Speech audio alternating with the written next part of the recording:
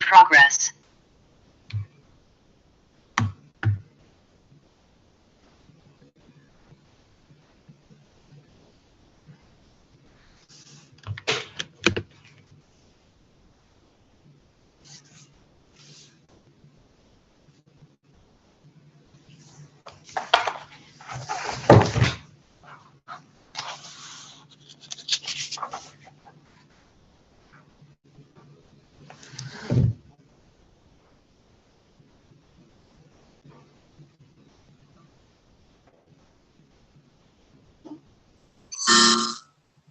Hello. What, how are you? Baruch Hashem. Good. How's Lila? Baruch Hashem, she's good. Good. Good. I was very happy to see your husband in shul. Oh, yeah, Baruch Hashem. Yeah.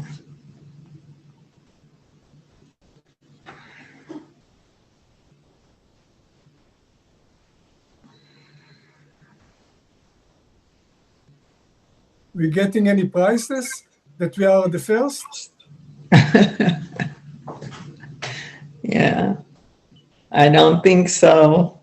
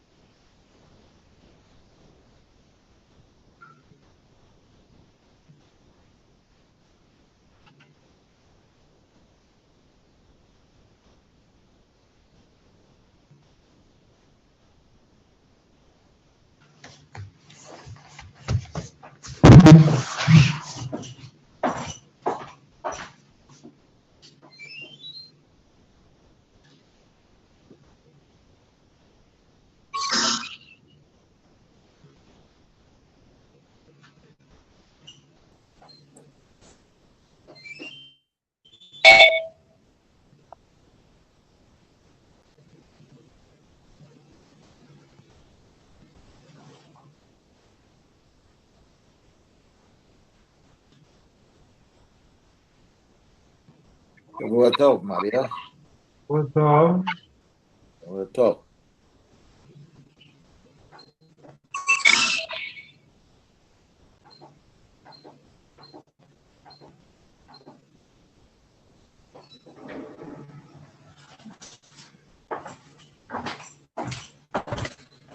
Hi, Ben.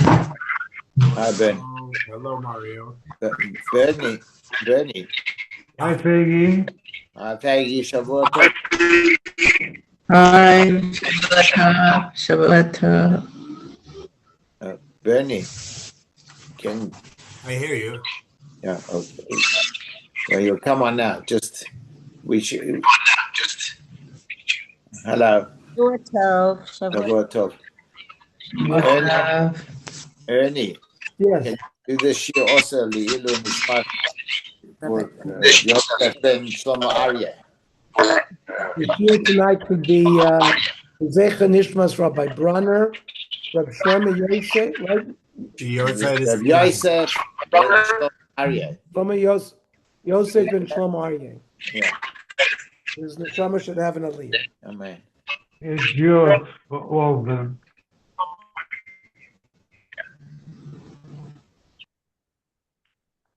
It's okay? What was that, Mario? No, it's okay. We are on Perek.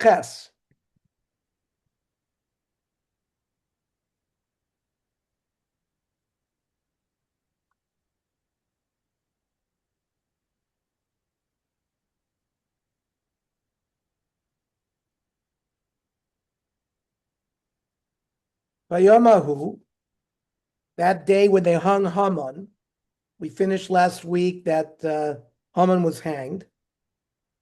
Nosad HaMelech Achashverosh leEsther HaMalka as Beis Haman Tzurah HaYudim. Achashverosh gave to Esther HaMalka Haman's house, the enemy of the Jews. And on that day, Mordechai Balif de HaMelech, Mordechai actually came in front of the king. Ki higida Hester Mahula. And Esther explained the relationship.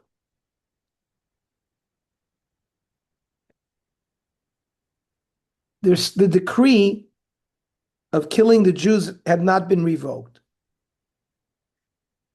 By showing this favoritism to Esther and Mordechai openly, the Al-Sheikh says it's clear that Esther and Mordechai are not part of this decree right away, even without doing any formal sending new documents. You notice this is happening very quickly. Part of the miracle of Hashem is that it's to be done so Achashverosh will not change his mind.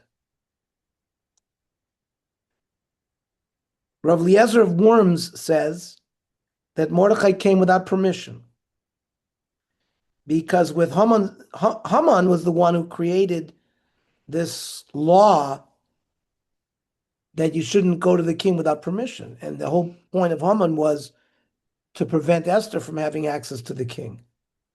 So with Haman's death, this decree is annulled.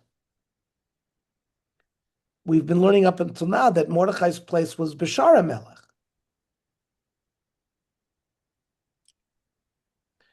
And now that Mordechai is allowed to go into Achashverosh, it's just a demonstration that there's no decree against Esther and Mordechai, but there's still no reprieve yet for the entire Jewish people. The Malbim points out that when a king kills somebody, the assets of the person he kills reverts to the king. Especially because Haman is killed because he's acting as if he's rebelling against the king. So certainly Haman's house and his assets belong to the king.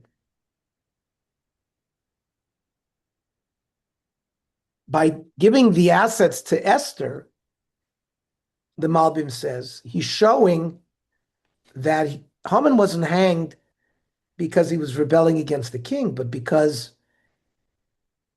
he was an enemy of Esther and of the Jews. And therefore, the assets revert to Esther.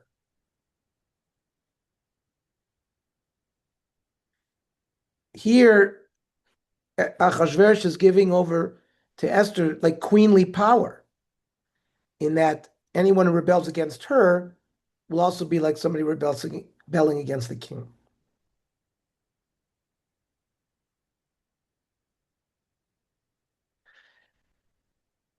The Gemara in Megillah, Daf Yud Amud Beis, says, Rav Abba Bar Kahana, Pasuk Lepischal, Hai Parsha Samehacha.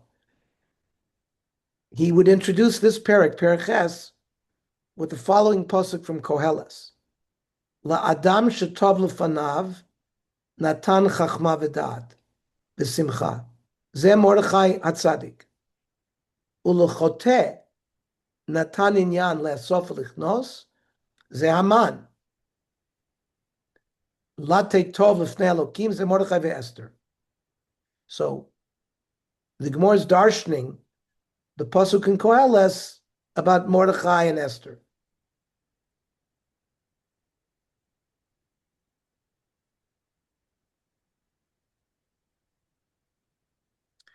We're going to see later on, Achashverosh does not want to go through the process of calling back the original decree that was sent. And he thought he could bribe Mordechai and Esther by giving them money, that they would suffice with that. And they wouldn't demand the nullification of the letters that were sent. later we're going to read that Esther is going to ask to return the documents. So the king now has the ability to say to them, listen, everyone knows that I hung Haman and I've given you his assets. So I'm not an anti-Semite. I'm a lover of Jews. I don't have to do anything else. That was part of the idea of giving them this thing.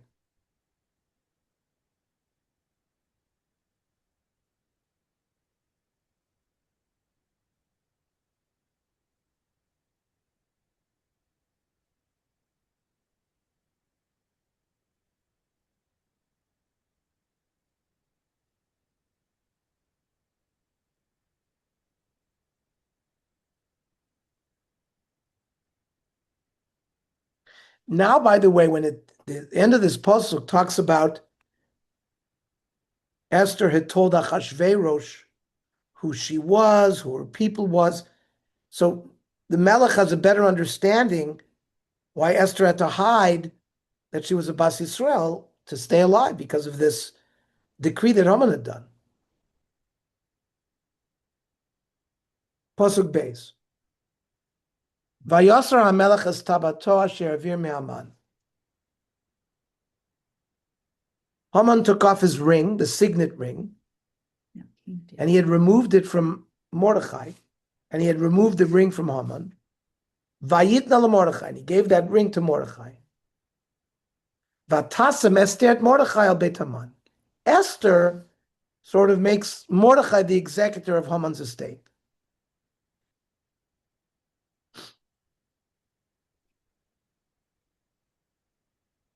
It was in Perek Gimel when Haman convinced Achashverosh to kill the Jews that the king had given the ring that he used to wear over to Haman. And Haman is like the prime minister, and sort of that became the custom that the prime minister wears that ring. So that's why it doesn't say that he removed it from his hand, he removed it from Haman's hand, who was the prime minister. And by giving it to Mordechai, it's a sign that he has the power to act in the king's name. And Esther appoints also Mordechai to be like the executor over Haman's estate. She doesn't give it to him. That would not be respectful to Achashverosh, who gave it to her. But it's just she makes him the administrator. There is one commentary that states that Esther decided to distribute Haman's wealth to all the Jews in compensation for the damage that was done to them as a result of the decree, Haman's decrees. Like reparations.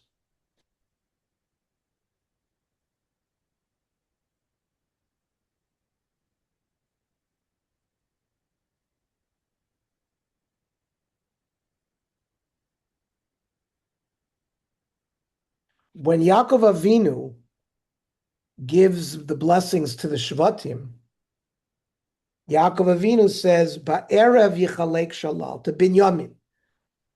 In the evening, booty will be divided up.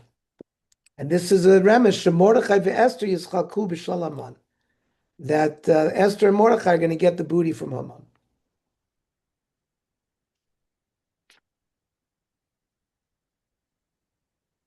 The Medrash says there were two wealthy people in the world. Haman b'Shushan, shalakach kol oitzrois malchi Yehuda, b'chol oitzrois beis kodsher kadoshim. Remember, Nebuchadnezzar had taken all those treasure houses and brought it to Bavel. Of course, when the Persian kings took over, we learned in the beginning of the Sefer Esther that Haman had gotten all of that.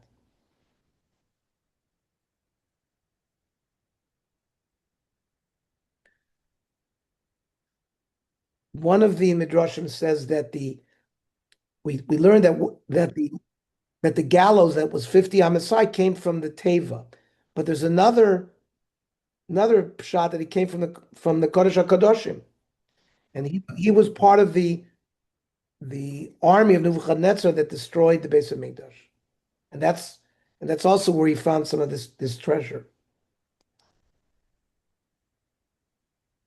Pasuk Gimel. Vatosav Esther, v'tdaber lefnei hamelech. Esther continues to speak to the king. Vatipol lifnei raglav, she falls to her feet, to his feet. Vatefk vatischanin lo, and cries and beseeches him. Leha'avir et ra'at Haman Agagi, to overcome or override the evil Haman, vet machshavto, and his plans, asher chashav al hayudim.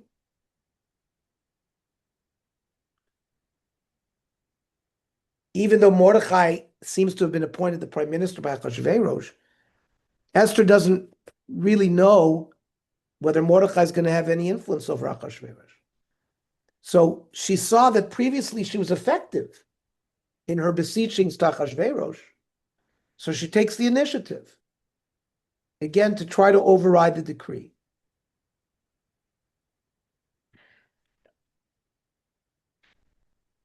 Esther had specifically asked for her people, not just for her own survival. And she hasn't been answered by the king regarding this edict that the Jews had to be exterminated. And perhaps the Achashverosh has hung Haman, he has promoted Mordechai, and that's it. He feels he's going to do enough, and the people are going to be left out in the cold.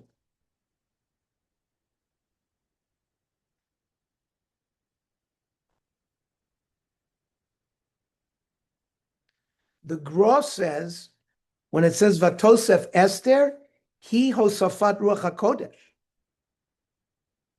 Like we said, Vatilbash Esther Malchut, before she went into the king initially, the Megillah says she dressed royally, but Chazal say Shalav Sharuch HaKodesh.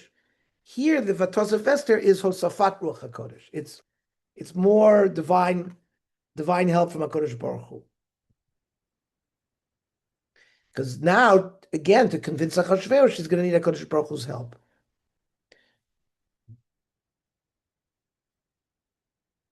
So, Pasuk Dalet. Vayoshesh HaMelech LeEsther Shavita Zahav. Again, the king holds out his golden scepter. Vatakam Esther v'tamod lefnei hamelech. She rises and stands in front of the king.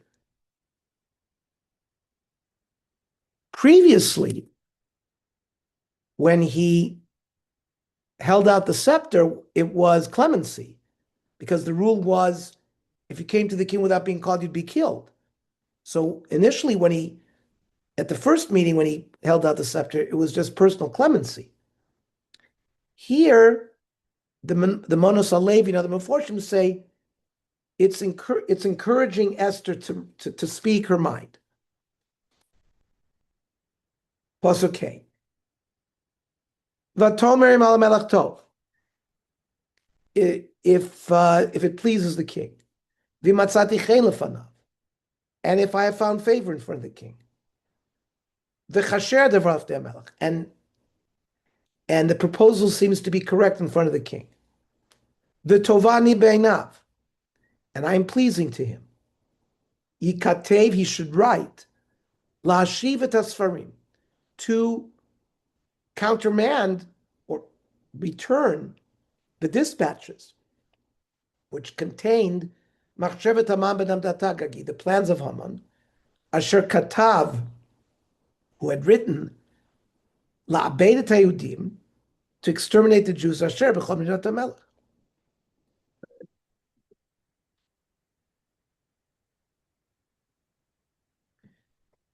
So there are three things that you want to do to make sure that when you request something, it be answered.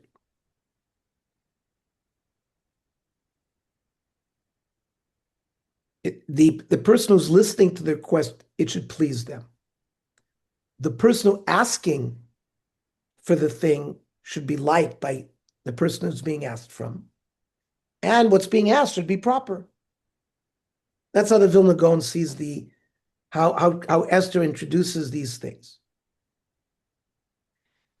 she made a point that it should be written, ikasev. A verbal decree is not sufficient. Haman's decree didn't automatically end with his death. So Esther is proposing to recall the sealed letters so they never reach the place. Remember, it's just a few days after this whole story is 3 days old. So the messengers have been sent. Fine, let's get the messengers back. Let's tear up the letters. She understood the other alternative would be to send a second letter to contradict the first one, but then it would be embarrassing to Achashverosh. That's why Achashverosh didn't really want to do it. That the officers that they sent these letters with would have two conflicting instructions. That's how the Malbim explains.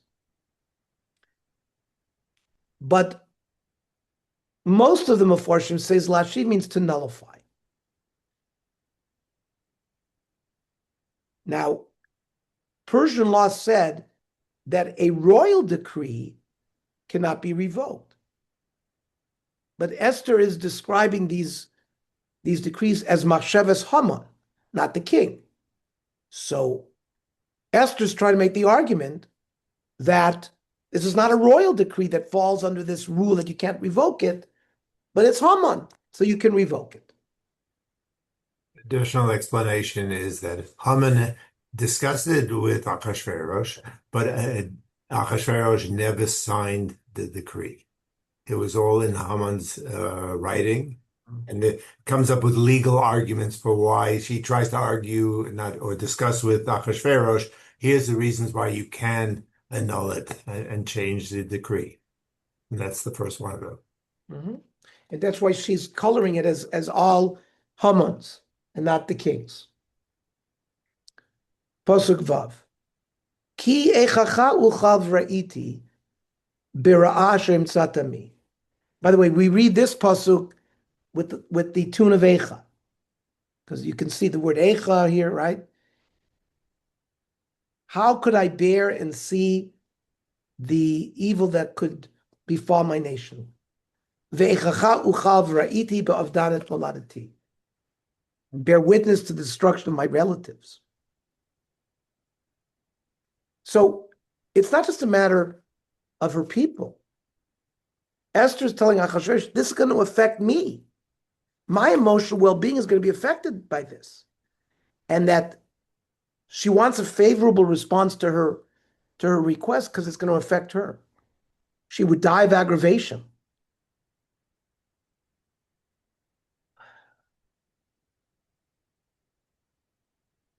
We said before that in Perek Zion, when at the Mishteh, with Haman, right before they accuse Haman, we said the pasuk says Tinaten li nafshi b'shelati v'ami b'vakashati. So Rashi there brings that this ki echachal chal v'ra'iti was also said there. It was all one statement, even though it's written here.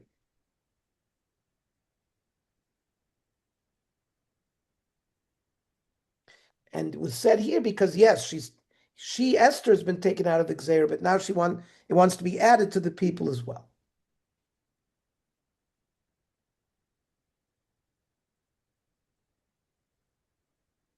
The Beis HaLevi points out that Achashverosh's agreement with Haman to the Gzeira of La'abdam, that was an Ibud Ruchani. Achashverosh agreed to the attempt to convert them, that they have to accept the religion of the king. And it was Haman himself who changed the Gzeira that it should be a physical destruction.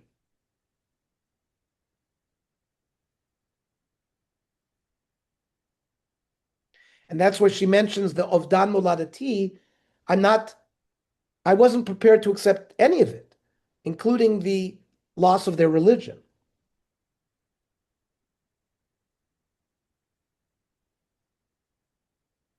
The Beis Halevi also explains the repetition that the majority of the Jews would not accept to convert religions, and they would give themselves they would die before they would do such a thing.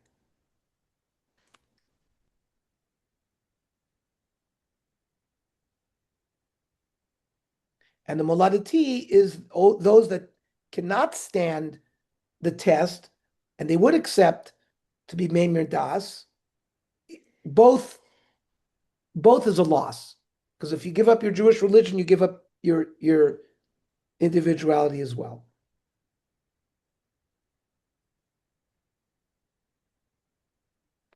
The Malbim says that the double language is,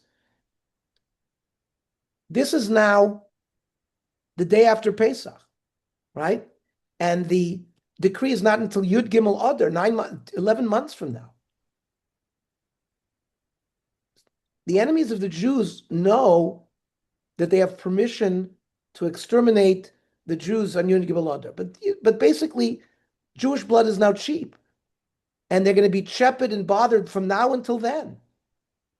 So that's the Echachau Chavraiti Barashim Tzatami. That's all the stuff that's going to go on from now until then. And then eventually what's going to happen in Yud Gimel Adar. That's the sort of the double lashon. Pasuk Zayin. Vayomer HaMelech Achashverosh l'Esther Malka l'Mordechai Yehudi. The Melech responds, Hinei Beit Haman natati l'Esther. I gave you the house of Haman. The Oto talu ala eitz, and we hung him. Al asher shalach yado b'Yehudim, because he threatened the Jewish people. So everyone in the country is going to know that I don't harbor any ill will to you and to Mordechai. And whatever you say will have all my support behind you. He said there's no need to annul the first decree. Just, Rashi says, just write a new decree as you see fit. You don't have to worry about the people of Shushan. Everyone knows Haman is dead, and his estate has been transferred to you. So you have nothing to fear. The fear is for the faraway provinces out of Shushan. But he didn't hang Haman because of the problem with the Jews.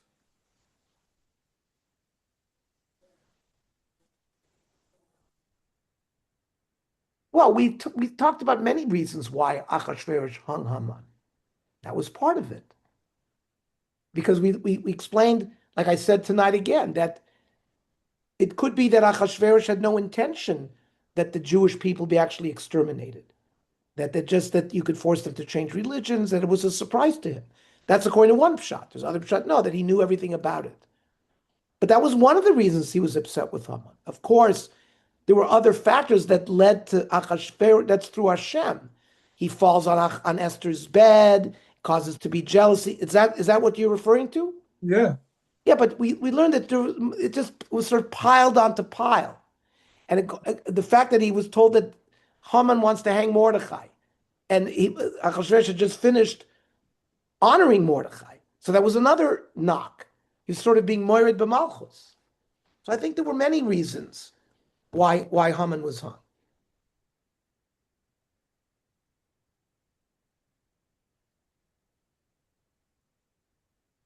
Now this thing about getting Beis Haman,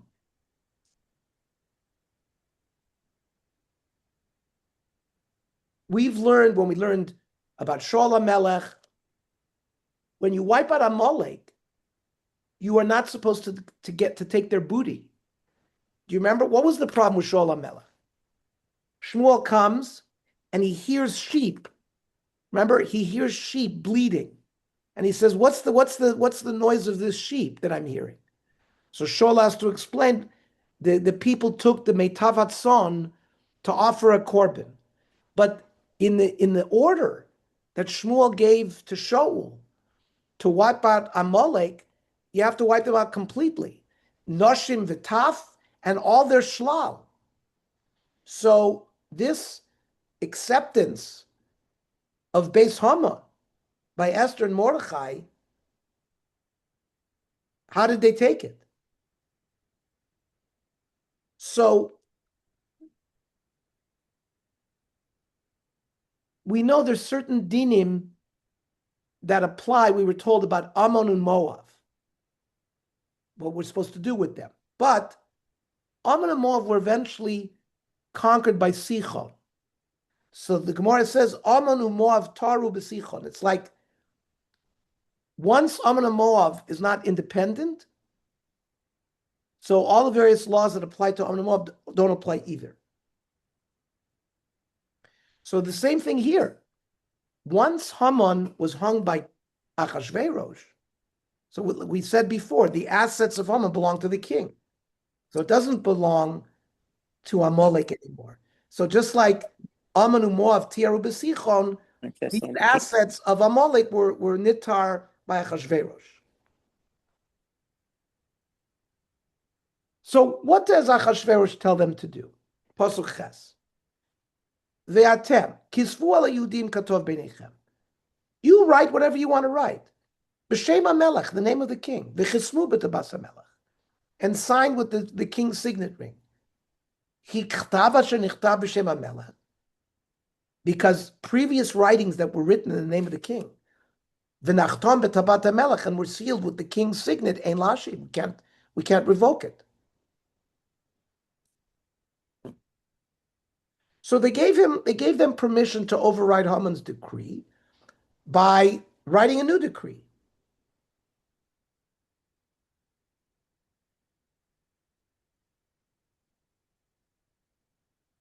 And the Medrash says that this whole episode was to create even a bigger miracle, because if Achashverosh would just have annulled the decree, that's it. But we're going to see now the new decree is going to give permission of the Jewish people to take vengeance against their enemies. So it's like a nes b'toch nes. This inability to revoke the original decree was actually better off for the Jews.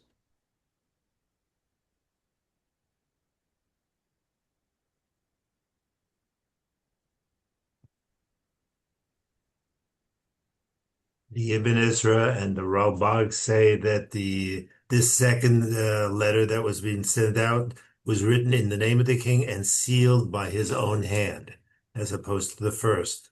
And when people saw that, they would realize that extraordinary step had to be taken to retract the previous fraudulent decree. Mm-hmm. Okay. And we're going to see later on, it's pointed out that the decree giving permission to the enemies actually pointed out to the Jews who their enemies were, right? We know that a lot of anti-Semites are silent. You look at people, you don't know what they are inside.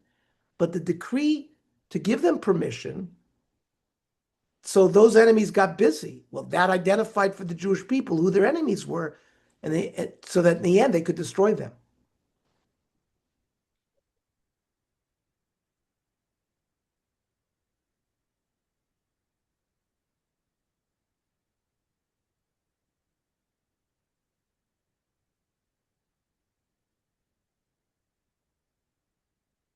Pasuk Tes. Vayikaru Sofra Melech Ba'isahi. So the secretaries were called. B'chodesh hashlishi hu chodesh Sivan b'shlosha ve'esrim bo. So you're talking about 2 months now go by. We'll discuss why there was a delay, right? This is the 23rd of Sivan, right? The miracle of Purim happens, right? Yudalid, Tezvav, and Tezayin Nisan, those 3 days. So it's almost 2 months have gone by. Vayikatev k'chol asher tziva Mordechai. And now they wrote a dictation that Mordechai had said, telling the Jews what to do. El Hayudim, Vel HaRazrapnim, the satraps, Ve'apachot, the governors, the Sarayam Dinot, the officers, Asher Mehod Ve'ad Kush, from India to Africa, Sheva V'Esrim Umeya Medina, Medina Abdina Kichtava, each one in its own language, V'am V'al Kilshano, וליהודים ככתבם בכל שונם, and to the Jews in their own language.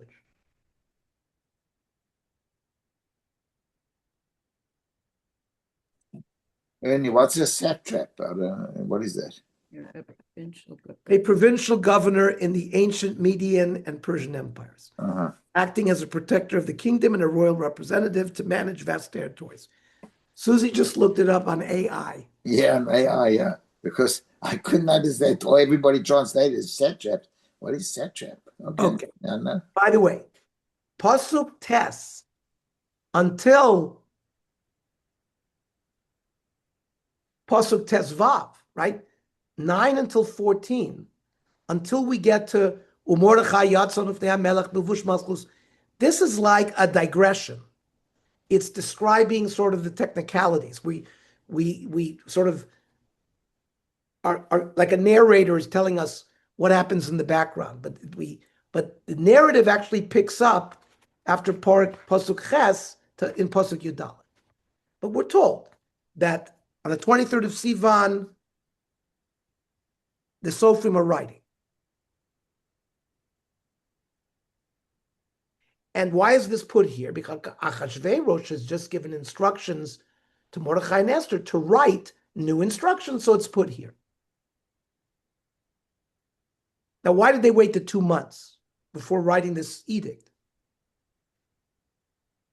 So, one reason, they were waiting for the couriers that Haman had sent out to return to Shushan.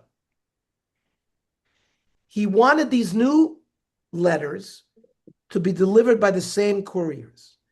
It would add legitimacy to the contents of the second letter, even though it seems to contradict, what was instructed in the first letter.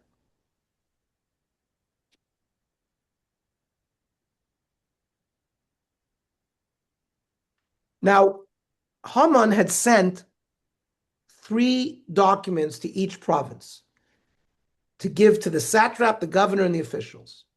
Because Ve'el. Mordechai both sent 2 to each, right? Meaning 6, right? 1 to the Jews and 1 to the satraps, governors, and officials. That's how the Yosef Lekach learns.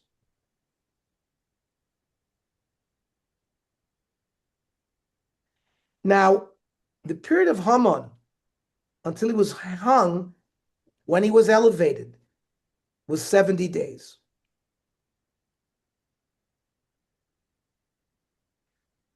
And the Jewish people are still in suffering from Yud Gimel Nisan until the 23rd of Sivan, which is 70 days. So the Yaros Dvash, Rav Yonasan Eibschitz,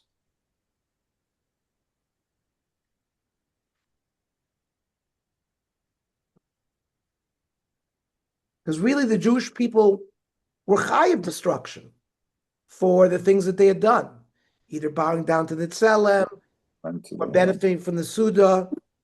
And all these days, Bnei Yisrael were in Tsar. And they were continuing to do tshuva.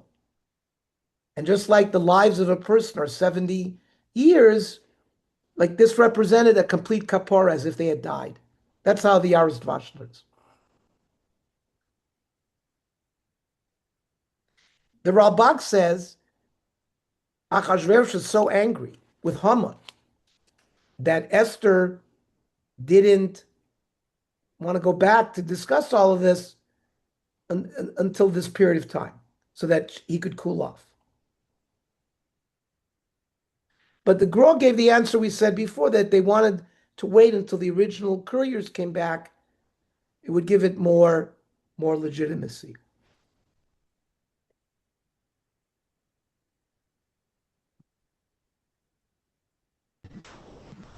Now, this is not like Rashi. We're going to learn in the next couple of psukim that these new couriers with special horses and camels so they could overtake the original courier, because the original couriers went by foot. Is it having So it goes against the shot of mute, Rashi to say that they were waiting for the sheep Peggy? back. Can you mute? Yeah, someone has to mute themselves. Looks like everybody's muted except for Mario. Okay. Pasuk. No, it's fine. Ernie, I recall that the 70 days from really early in Perek Gimel, there was a pasuk v'chol avdei hamelech asher b'shar hamelech korim u'mishtachavim lahaman ki chen sivo lo hamelech. The word chen is chaf nun equal to 70. Those were the 70 days in which Haman actually ruled before he was hung. Yeah, With that's what we the- said here. So that's the remez, the chain, Yeah. Afnun. I mean, wasn't there still a risk that some Jews would be killed since the king didn't retract the original decree?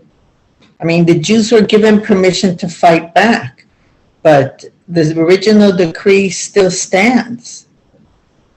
So weren't the Jews still at risk? They were at risk. They were at risk. Certainly until these letters, the second group of letters, they were really pachad because the edict, the first word about the first edict had not been reversed. The second edict, they probably felt a lot better. And we're going to see that's part of the nace, that they were able to defeat all of their enemies. Like I said before, Peggy, to allow the enemies to actually reveal themselves who the enemy was, allowed the Jews to know who to kill. So you understand? It was like a dance.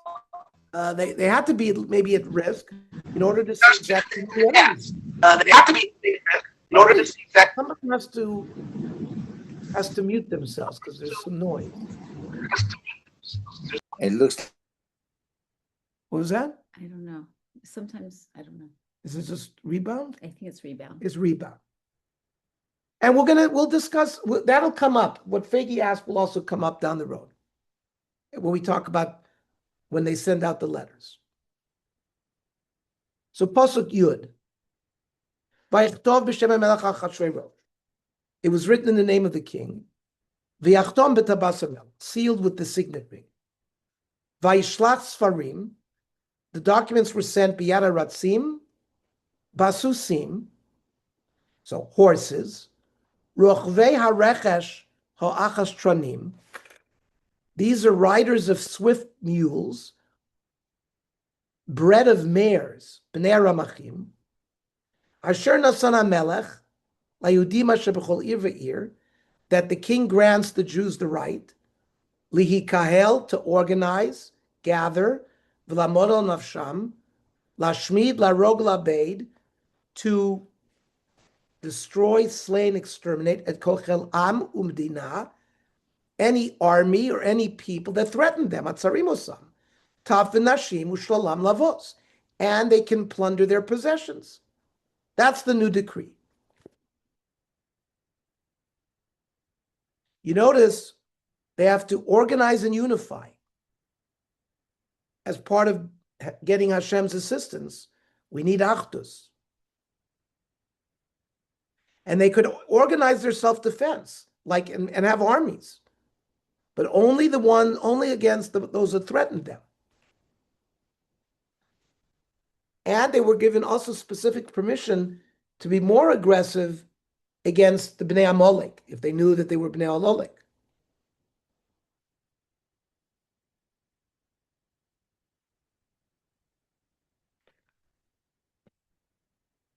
And the Malbim says a little bit, probably thinking about what Faggy was saying, that even though he didn't recall the first documents, the Malbim says, Ya'atz lahem etzah nechona b'heskel v'das. By not recalling the first documents and by creating the second document, the Malbim says he advised a very smart advice. That the original documents would be in the hands of these governors. But they're going to be promised that that the Jews are going to be safe.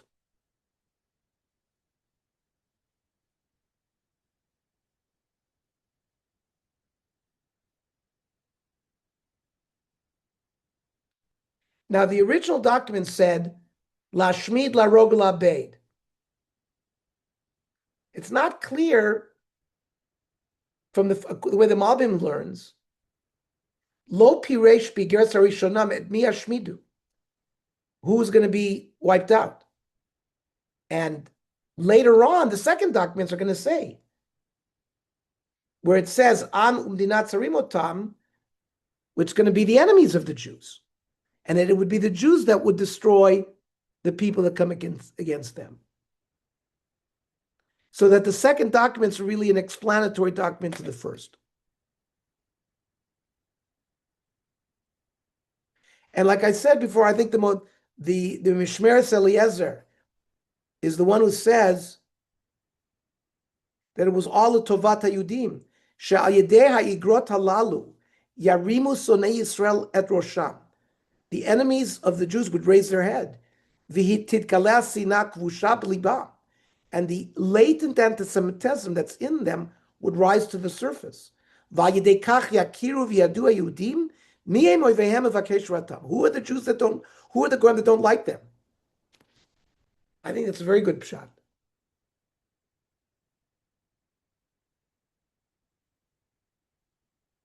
And as I said, Esther just wanted to return this for him. Instead, the Melech he was too prideful. He didn't want to reverse himself, right, and look conflicted. But it became a benefit for them because the first decree, they wouldn't have this ability to not only destroy enemies of them, but also to get their rechush. There will also be Mechias Amalek. That's part of it. And we know, we've said before, what is going on in Yerushalayim at this time? There was an attempt to build the Beis HaMikdash, which had been arrested. Haman and Bnei Haman were part of that group that were involved in stopping the building of Bayis Sheni. But we've always learned that as a hachana for the Binyan Beis HaMikdash, you need Mechias Amalek. Where do we see that? Yoshua, before they built the Mishkan, has the first battle with Amalek when Moshe lifts up his hands and puts his hands down. That's right before the building of the Mishkan. And by Shaul HaMelech, there's a Mechias Amalek. And David HaMelech has also wipes out some of Amalek before Bayis Rishon. So this is there's a bigger plan going on here. Well, maybe we'll be zoiche to wipe out Amalek soon too, so we should be able to build the Beis Mikdash. Amen. Weiter. Pasuk Yud Aleph. Asher nasan lamelech yodim asher b'chol yivir, that which the king has given the Jews to in each city likahel v'lamod nafsham, to defend themselves. We read that. Yud Beis. B'yom echad, on one day, b'chol midot hamelech Achashverosh, b'shlosha asar l'chodesh nemasar chodesh Adar. They are given the 13th day of Adar, the 12th month of the year.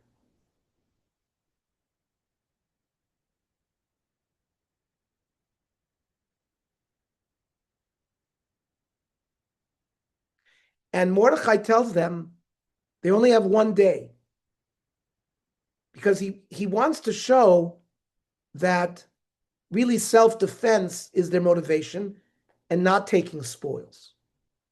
And notice he says, assemble, defense, destroy, exterminate. All has to be on the same day. Now, they have a lot to do in one day. They're not going to really have time to take spoils. And what did Haman do? Haman wanted the killing to go on in one day, and then looting, the following day would be left for looting, the Malbim points out. Posuk Yud Gimel. Pachegan Aktav. The documents. Linatein dat b'chol medina medina galui l'cholami was public. Now, if you remember, Haman's documents were secret. Was only sent to the governors. And this was supposed to be, this new one with Mordechai is displayed to everybody, especially to the Jewish people. That the Jews should be ready on that day to take revenge.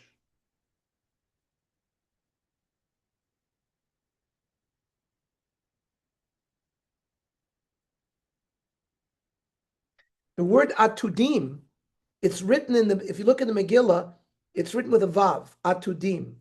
We read it atidim. The word atudim means sheep, that the Jews were ready like sheep to the slaughter. And all of a sudden, in the future, they get to take revenge. Pasuk Yudal.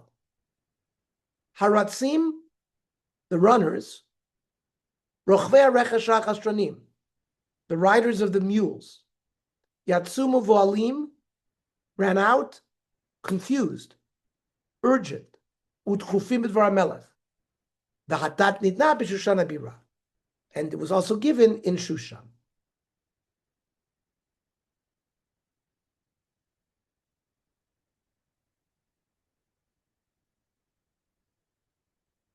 When Haman, the couriers go out, it doesn't say Mavoalim. Because an edict to destroy Jews, that's not so wondrous. Jews are frequently massacred.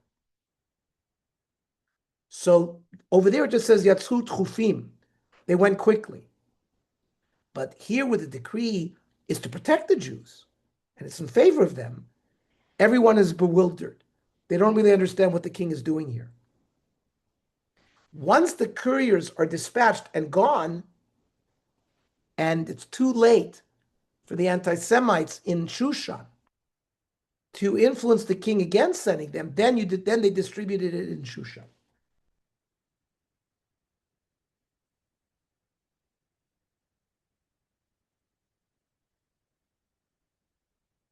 And Rashi says, explaining Mevoalim, Maharimotam lasot meira, they were chased quickly because they didn't have time, because they want to catch up with the original couriers that were not going on horse. And therefore, at this time, even though it's 2 months later, as we said, they could catch up. Yeah, but we said they're waiting for the couriers to come back. That's we said before, that it's against the Pshat of Rashi. Okay. That's clearly against the Pshat of Rashi here. That the Gross said they were waiting for the original couriers to come back so that they would give them validity. But that's not like Rashi here. But the Gross is the Gross. Pasuk Tesvav. Umordechai yatzam lifnei hamelech. Bilvush malchut tchelet vachur. Mordechai goes out, clad in the royal blue and white. Vateret zahav, golden crown, big one. We'll see in a minute what the implication of that is. V'tachrich boots for argaman, a robe of fine linen and purple, the royal purple. V'ayir Shushan tzahalav v'samecha. And the city of Shushan is tzahala, cheerful and glad. By the way, this pasuk is read aloud by the kahal. The Balkorah stops, and this pasuk is read aloud. Now this picks up where we left off after pasuk Ches. And now that Mordechai is assured that the Jews would be saved, so he allows himself to be dressed in royal attire.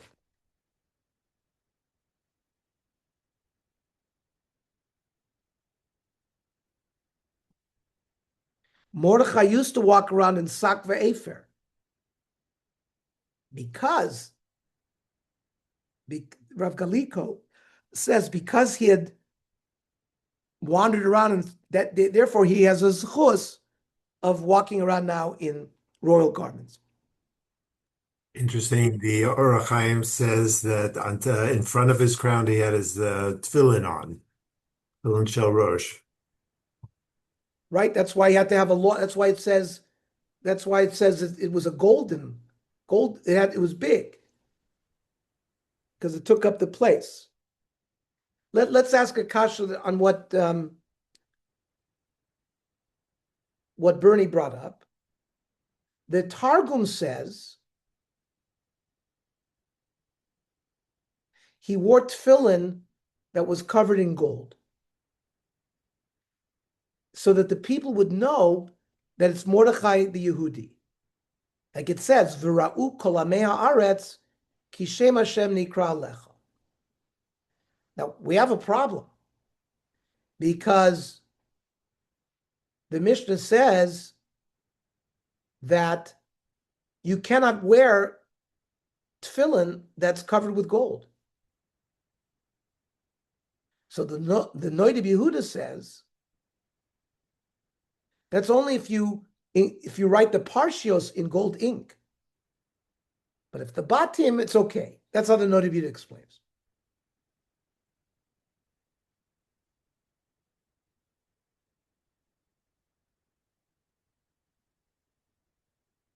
Very interesting. We're going to learn soon. Well, I'll wait to say that until we get to there. Mordechai, in the time of Mordechai, they printed a coin. They minted a coin. On one side of it was Sakva Efer. On the other side was a golden crown. Because of this, what we're learning, that he merited one because of the other.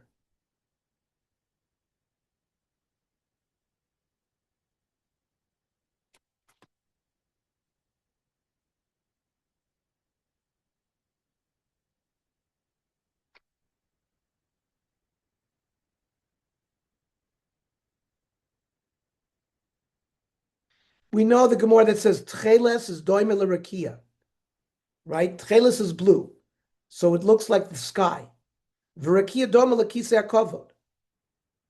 So when you look at your tzitzis, you're supposed to think about Yiras Hashem. And the purpose of tzaddikim in this world is lahagdil shmo shel HaKadosh Baruch Hu. And they should show the non-Jews ki l'Hashem ha'aretz umloa. And that was the koyach of Mordechai Esther, that this whole nace showed the poor of Hashem, even though HaKadosh Baruch Hu's name doesn't appear in the Megillah. But it's very clear that this was all orchestrated by Hashem.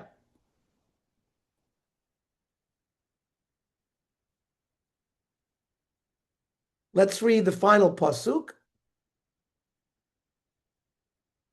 La Yudim Haita Ora v'Simcha v'Sason v'Yikar. Another pasuk that the whole Kahal says together. The Jews had light, just like one who emerges into bright light after having been in darkness for a long time. The darkness was so great because they were facing impending doom, and so brilliant, the sudden miracle of salvation. The Jews were as blinded as a person emerging from the darkness.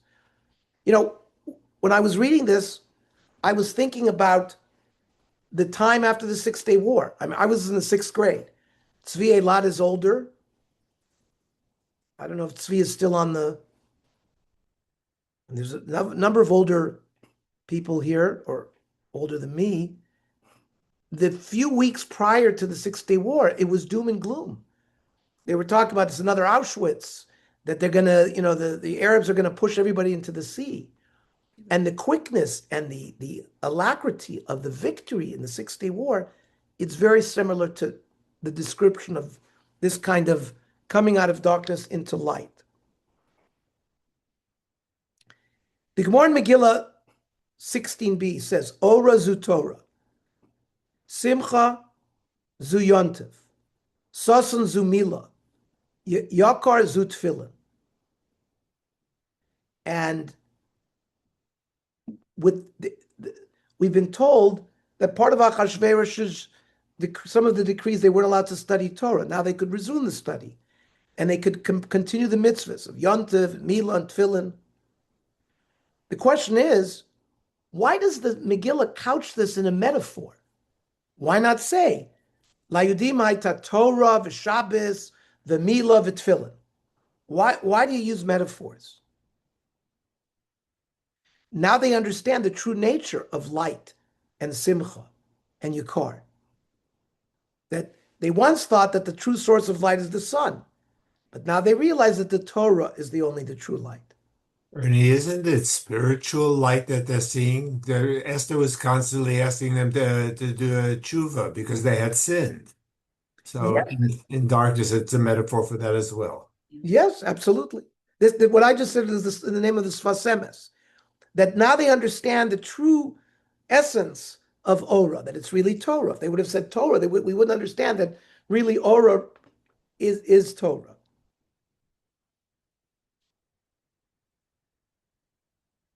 So very interesting. Some Sofer asks, why is tefillin mentioned last? So he says, when did this occur? This occurred Chol HaMoed Pesach. And most poskim hold we don't wear tefillin on Chol HaMoed Pesach. And that's why it says the Atera Zahav Gdolah and V'lo iniach makal anochas tefillin. But that's not a problem because Yontav Chol HaMoed and he's potter mit tefillin.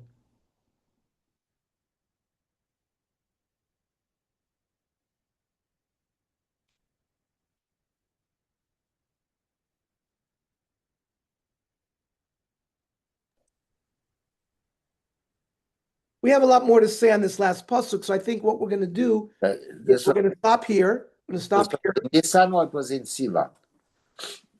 No, they're now still in Nisan, but they remember I said that from pasuk Tes to pasuk Yudalad is a discussion of what occurred, when they actually sent those letters. But Achashverosh tells them on the 16th of Nisan, this is what I'm going to do, and he goes out right then. Bildvush Malchus. But the actual sending of the documents don't occur until the 20th. Yeah, but we just learned before that the sending, he didn't want to go out in Shushan in those levush because he wanted they would have changed the Gzeira with Achashverosh. No, we said that first they sent the Gzeiras out before they released it to Shushan because they didn't want the anti-Semites to. Yeah, it couldn't have happened immediately. This took a time. It took till 23rd of Sivan.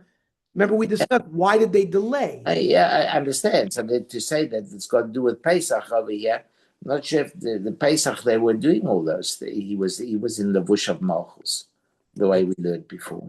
Yeah. From Pasuk Ches, Pasuk Aleph to Pasuk Ches of this Perek occurs on the 16th day of Nisan, the day that they hung Haman. That all happens on one day. The release of the documents goes on 2 months from now. But because they take Mordechai out in Levush, they don't know anything about the edict that the Jews have the right to defend themselves. That's not going to occur for another 2 months from now. Okay. Again. And so next week